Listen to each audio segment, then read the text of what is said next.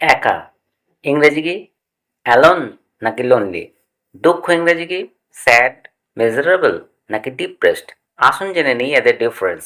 Alone শুধু শারীরিকভাবে একা, মানে পাশে কেউ নেই। I was alone at home, আমি বাড়িতে একা ছিলাম, অর্থাৎ বাড়িতে আমি ছাড়া আর কেউ ছিল না। লোনলি লোনলি হলো মানসিক একাকিত্ব। I felt lonely in the crowd, ভিড়ে মনটা একাকী লাগলো। আর স্যাড হচ্ছে সাধারণ দুঃখ, মানে মন খারাপ বা মানসিক কষ্ট। সি লুক স্যাড টুডে, আজ ওর মন খারাপ। মিজারেবল হচ্ছে তীব্র কষ্ট, একদম ভেঙে পড়ার মতো কষ্ট। I felt miserable without her, ওকে ছাড়া জীবন দুঃসহ লাগতো। আর ডিপ্রেসড হলো গভীর মানসিক বিষণ্ণতা। ডিপ্রেসড মানে মনের অন্ধকারে ডুবে যাওয়া। He has been depressed for weeks, সপ্তাহ ধরে মন বিষণ্ণ হয়ে আছে তার। তাহলে কিভাবে মনে রাখবেন?